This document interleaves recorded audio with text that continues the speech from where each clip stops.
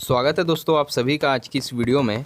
आज हम बात करेंगे क्लास 11th का पॉलिटिकल साइंस सब्जेक्ट जो है न्यू सिलेबस के अकॉर्डिंग 2021-22 के लिए फर्स्ट बुक का फर्स्ट टर्म का चैप्टर सेकंड, जिसका नाम है चुनाव तथा प्रतिनिधित्व, इलेक्शन एंड रिप्रेजेंटेशन।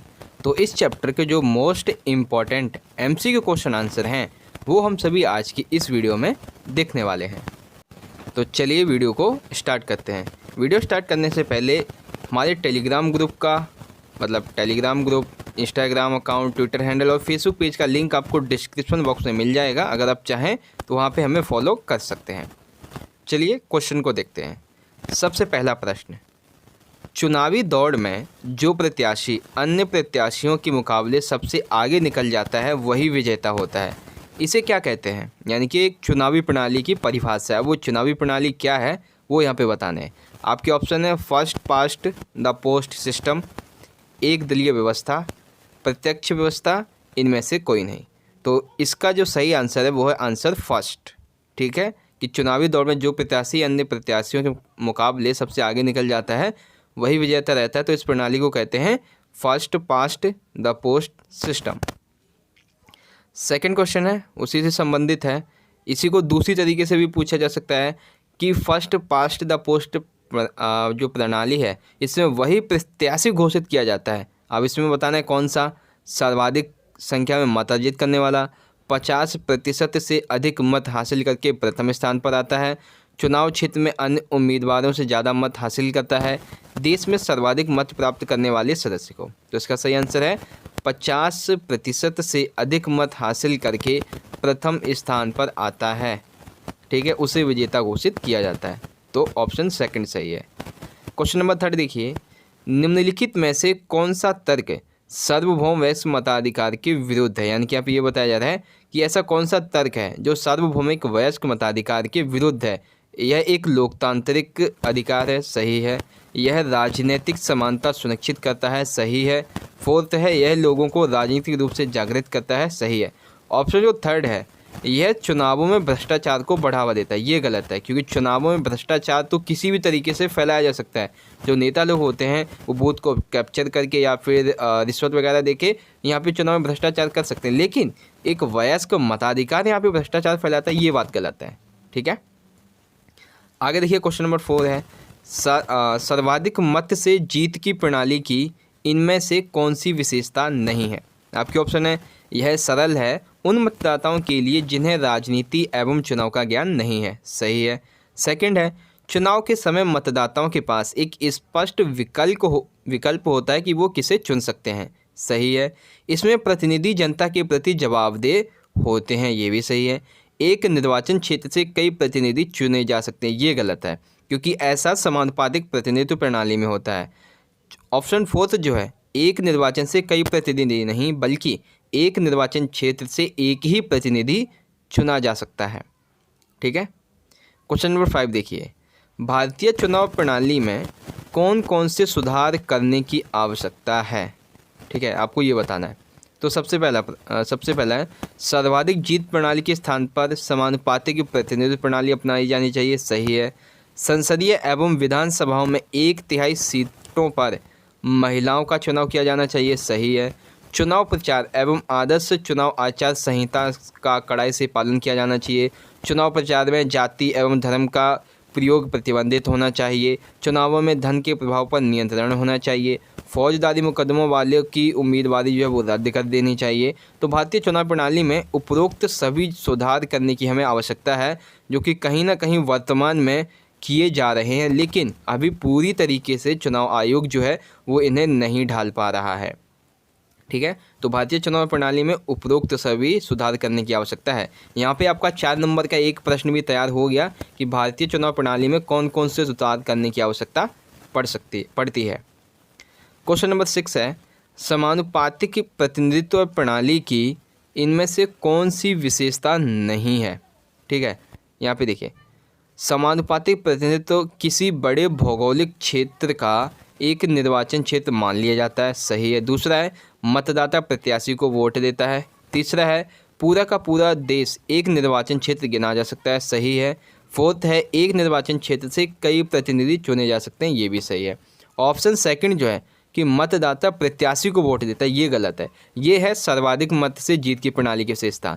ये विशेषता जो इसकी गलत है, क्योंकि इसमें यानी कि समानुपातिक प्रतिनिधित्व प्रणाली में मतदाता एक पार्टी को वोट देता है, किसे? प्रत्याशी को नहीं, बल्कि उस पार्टी को वोट देता है। ठीक है। क्वेश्चन नंबर 7, पृथक निर्वाचन मंडल क्या है? पृथक निर्वाचन मंडल क्या है? ऑप्शन फर्स्ट, एक समुदाय के प्रतिनिधि के चुनाव में केवल उसी समुदाय की विशेष के लोग जो वोट हैं वो डालेंगे। सभी मतदाता वोट तो डालेंगे, लेकिन प्रत्याशी जो है वो केवल उसी समुदाय का होगा जिसके लिए सीट आरक्षित है। ए और बी दोनों, या इनमें से कोई नहीं।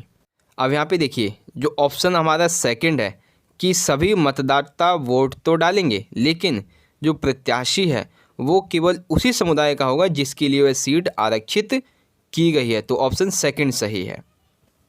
आगे देखिए, क्वेश्चन नंबर 8 है, किसने कहा मत देने का अधिकार उन्हीं को प्राप्त होना चाहिए जिनमें बौद्धिक योग्यता की एक सुनिश्चित मात्रा विद्यमान हो, चाहे वह स्त्री हो या पुरुष हो। ये एक परिभाषा है, ये किस व्यक्ति ने दी है ये बताना है। जवाहरलाल नेहरू ने, टी.एच. ग्रीन ने, जे.एस. मिल ने, या फिर अब्राहम लिंकन ने। तो इसका सही आंसर है अब्राहम लिंकन के द्वारा यह परिभाषा दी गई थी। क्वेश्चन नंबर 9 देखिए, निर्वाचन जो प्रक्रिया होती है इसका सर्वप्रथम चरण क्या होता है? मतदाता सूची तैयार करना, निर्वाचन की घोषणा, प्रत्याशियों का नामांकन, निर्वाचन अधिकारी की नियुक्ति। तो निर्वाचन प्रक्रिया का सर्वप्रथम चरण होता है मतदाता सूची तैयार करना। ठीक है। क्वेश्चन नंबर 10 है कि निर्वाचन आयोग का गठन संविधान की किस धारा के अंतर्गत किया जाता है? धारा 370, 324, 226 या 371। तो निर्वाचन आयोग का जो गठन है संविधान की धारा 324 में 24 के अंतर्गत किया जाता है। ठीक है, किसके अंतर्गत? 324 के अंतर्गत। आई होप आप समझ गए होंगे। अगला प्रश्न देखिए, क्वेश्चन नंबर 11 है, इनमें कौन सा जो कार्य है वो चुनाव आयोग नहीं करता है? पहला है मतदाता सूची तैयार करना, उम्मीदवारों का नामांकन, पंचायतों के चुनाव का पर्यवेक्षण, मतदान केंद्रों की स्थापना। तो इसका बच्चों सही आंसर है पंचायत के चुनावों का पर्यवेक्षण, क्योंकि पंचायत के चुनाव के संदर्भ में जो संविधान का 73वां संविधान संशोधन है उसमें ये बताया गया कि पंचायत के चुनाव के संदर्भ में जो भी कार्य है वो राज्य सरकार करेगी, चुनाव आयोग का इसमें कोई हाथ नहीं होगा। ठीक है, तो ऑप्शन कौन सा मतलब सही होगा? थर्ड वाला। अगला देखिए, क्वेश्चन नंबर 12 है, मुख्य चुनाव आयुक्त की नियुक्ति कौन करता है? उपराष्ट्रपति, प्रधानमंत्री, मुख्य न्यायाधीश या फिर राष्ट्रपति। तो मुख्य चुनाव आयुक्त की जो नियुक्ति है वो राष्ट्रपति के द्वारा की जाती है। ठीक है। अगला देखिए, क्वेश्चन नंबर 13 है, चुनाव चिन्हों का आवंटन कौन करता है? आपके ऑप्शन है निर्वाचन आयोग, राष्ट्रपति, प्रधानमंत्री, उच्चतम न्यायालय। तो चुनाव से संबंधित है चुनाव चिन्हों का आवंटन, तो कौन करता है? निर्वाचन आयोग, यानी कि चुनाव आयोग। क्वेश्चन नंबर 14 है, निम्न में से किसका चुनाव मुख्य चुनाव आयुक्त की देखरेख में किया जाता है? मुख्य चुनाव आयुक्त की देखरेख में किसका चुनाव होता है? विधानसभा का, ग्राम पंचायत का, उपराष्ट्रपति का या फिर राष्ट्रपति का। तो इसका सही आंसर है ग्राम पंचायत का। इसका जो चुनाव है वो राज्य निर्वाचन आयोग के द्वारा किया जाता है। ठीक है, यानी कि मुख्य चुनाव आयुक्त की देखरेख में नहीं होता है। ठीक है, क्योंकि ग्राम पंचायत जो है वो राज्य निर्वाचन आयोग के संदर्भ में होता है। क्वेश्चन नंबर 15 देखिए, चुनाव के लिए अधिसूचना जारी करने का अधिकार किसके पास होता है? प्रधानमंत्री, राज्यपाल, राष्ट्रपति या फिर मुख्य चुनाव आयुक्त के पास। तो चुनाव के लिए अधिसूचना जारी करने का जो अधिकार है वो राष्ट्रपति के पास होता है। किसके पास होता है? राष्ट्रपति के पास। फिर देखिए, मतदान समाप्त होने के बाद मतों की गणना कौन करता है? चुनाव आयोग, मतदान अधिकारी, परिसीमन अधिकारी की देखरेख में की जाती है, रिटर्निंग अधिकारी और पर्यवेक्षक। तो इसका सही आंसर है रिटर्निंग अधिकारी और पर्यवेक्षक मतदान समाप्त होने के बाद मतों की गणना करते हैं। क्वेश्चन नंबर 17 देखिए, मतदान की जो न्यूनतम आयु है वो 21 वर्ष थी, ये किस समय थी? 1989, 1984, 1987 या 1990? तो मतदान की जो न्यूनतम आयु है वो 1989 तक 21 ईयर रही थी। ठीक है। क्वेश्चन नंबर 18 है, किस संविधान संशोधन के द्वारा भारत में मताधिकार की आयु 21 वर्ष से घटाकर 18 वर्ष की गई थी? आपके ऑप्शन है 42, 61, 62 या फिर 93। तो इसका सही आंसर है 61 संविधान संशोधन के द्वारा जो मताधिकार की आयु है वो 21 वर्ष से घटाकर 18 वर्ष की गई थी। कौन से संशोधन में? 61वें संशोधन में। अगला देखिए क्वेश्चन नंबर 19 है, लोकसभा में निर्वाचन किस प्रणाली के द्वारा किया जाता है? यानी कि लोकसभा में निर्वाचन में किस प्रणाली को अपनाया गया है? द्वितीय मत प्रणाली, सीमित मत प्रणाली, बहुमत प्रणाली या फिर सांप्रदायिक मत प्रणाली? तो इसका सही आंसर होगा, इसका आंसर बच्चों आप मुझे कमेंट करके बताइए। गूगल पे सर्च कीजिए, आपकी किताब में भी दिया हुआ है। इसका आंसर आप मुझे कमेंट बॉक्स में बताइए और कमेंट बॉक्स में इसका आंसर भी आपको मिल जाएगा। ठीक है, मैं वहाँ पे उसे पिन कर दूंगा तो आपको पता चल जाएगा। फिर है अगला क्वेश्चन नंबर 20 है, भारत में चुनाव लड़ने की क्या योग्यताएँ नहीं हैं? पहला है वह भारत का नागरिक हो, ये तो योग्यता है। वह पागल या दिवालिया ना हो, ये सही है।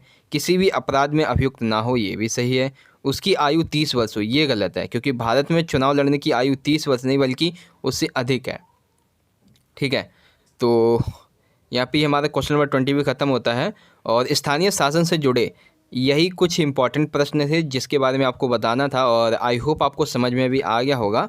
और मैं ऐसा करता हूँ दोस्तों, आपको वीडियो अच्छी लगी होगी। वीडियो अच्छी लगी हो तो अपने सभी दोस्तों के साथ ज़्यादा से ज़्यादा ज़रूर शेयर करना और कमेंट करके बताइएगा, अपने फीडबैक ज़रूर दीजिएगा कि वीडियो कैसी लगी है और इसमें क्या सुधार अभी और किया जा सकता है, ताकि आपको आपके हिसाब से अच्छे से समझ में आ सके। तो आई होप वीडियो अच्छी लगी है और वीडियो को शेयर कर दीजिएगा। हम मिलेंगे अगली वीडियो में, तब तक के लिए आप पढ़ते रहिए, अपना ख्याल रखिए। धन्यवाद। जय हिंद, वंदे मातरम।